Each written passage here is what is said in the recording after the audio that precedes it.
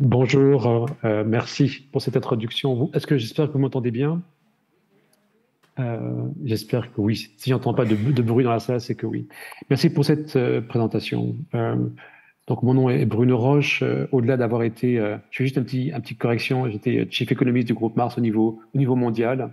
Mars, une entreprise qui est une entreprise familiale qui fabrique des barres de chocolat que tout le monde connaît, qui emploie environ 150 000 personnes aujourd'hui et qui a un chiffre d'affaires de 45 milliards de dollars. Donc, ça fait partie d'une très grosse entreprise avec une empreinte sociale, environnementale importante. Et depuis une quinzaine d'années, une de mes premières responsabilités de chief économiste a été de réfléchir à des modèles de création de valeur qui aillent au-delà de la création de valeur financière. Et en tant que chrétien, moi-même, en étant aussi un, un descendant d'une longue lignée de huguenots, depuis le XVe siècle à peu près, la question de l'éthique dans la société a toujours été un élément qui fait partie à la fois de mon éducation et aussi peut-être de mon héritage. Mais puisque la question est en particulier sur la définition du succès, je voudrais prendre deux exemples. Ou deux thèmes. Le premier, c'est le thème du succès individuel, puis aussi le thème du succès pour une entreprise ou pour une organisation ou pour un groupe de personnes. Et pour cela, en réfléchissant un peu à comment présenter ces choses d'un point de vue à la fois qui soit pragmatique, mais qui aussi nous élève individuellement et collectivement, je me suis souvenu que la définition du péché dans la Bible, la définition du péché en hébreu, dans la langue hébraïque, qui est la langue dans laquelle la Bible a été écrite, c'est de rater la cible. Il ne s'agit pas en hébreu de faire une faute ou de commettre une chose répréhensible. Bien sûr, ça participe de la définition de rater sa cible.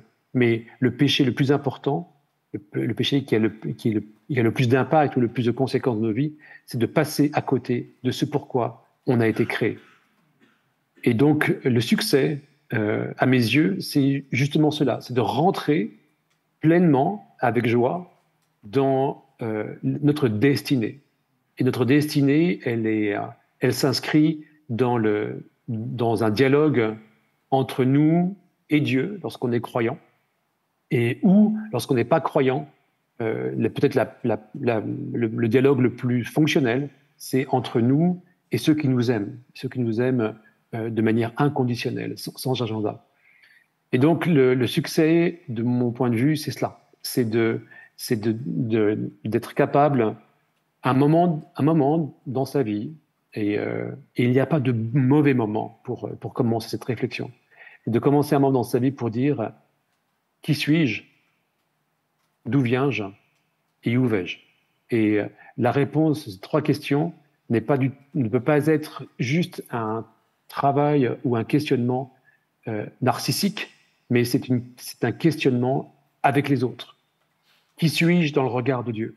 Qui suis-je dans le regard de ceux qui m'aiment? D'où viens-je? Quel est mon héritage?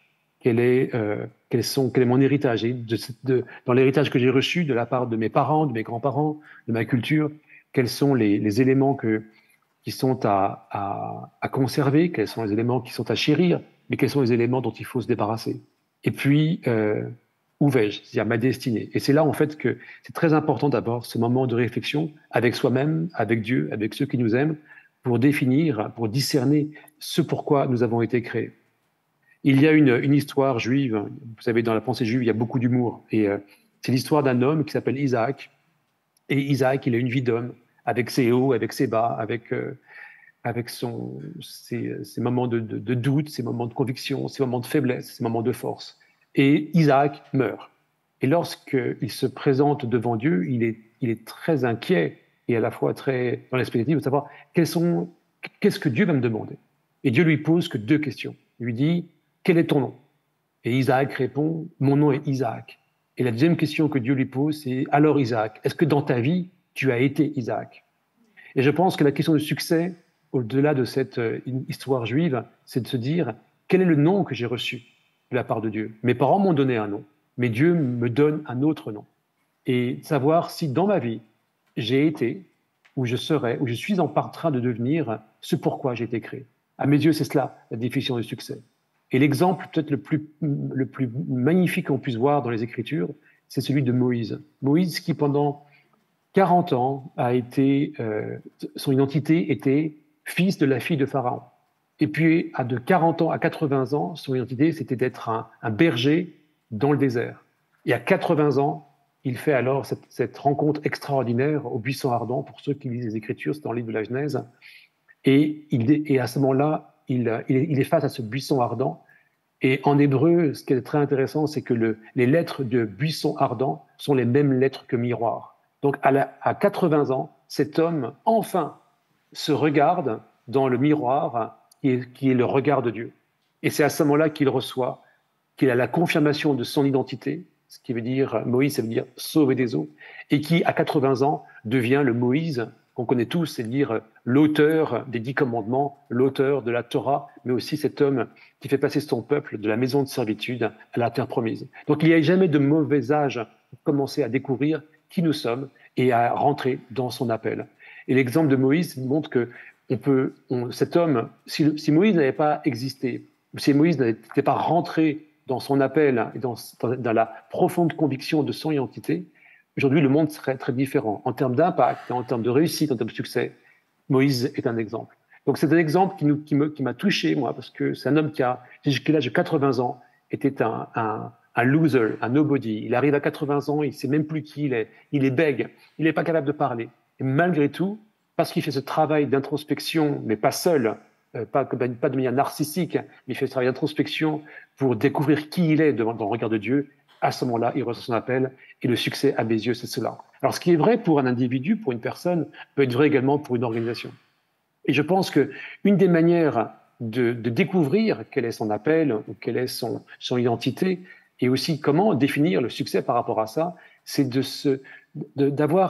humblement de se décentrer soi-même, de ne pas se dire mon appel, mon identité, ma vocation, mon travail, ma mission, mais dire non, quel est le problème important, parfois même systémique, que je suis appelé à régler dans l'environnement dans lequel je me trouve. Donc ce travail de s'intéresser aux besoins de l'autre, d'aller à la recherche de besoins de l'autre et de se mettre au service du besoin de l'autre en fonction de nos talents, de nos compétences, de ce qu'on a reçu, c'est à mes yeux une première étape pour définir quelle est son identité, mais aussi son appel. Et de cette définition à la fois très simple à comprendre, mais terriblement engageante et responsabilisante, viendra la définition du succès. Donc voilà en quelques mots, je sais que j'ai pas beaucoup de temps pour vous exprimer ça, mais de tout mon cœur, c'est ce que je voulais vous exprimer, de vous dire que le succès est dans cette recherche de qui nous sommes et de notre appel. Et cette recherche de qui nous sommes et de notre appel est unique. On ne peut pas, de la même manière qu'on ne peut pas prendre l'identité d'un autre, on ne peut pas non plus prendre l'appel d'un autre. L'identité et l'appel sont des cadeaux, sont des choses extrêmement personnelles, et notre succès et notre vie dépendent de cela. Dernier point, avant de vous laisser ou de prendre quelques questions, si c'est possible, je reste convaincu que la beauté est dans le chemin. Les Anglais disent beauty is in the journey. Donc, ce qu'il y a de très beau dans la pensée de Dieu, c'est que Dieu nous accompagne dans ce chemin et qu'à bien des égards, le chemin est plus esthétique et plus beau que la destination elle-même.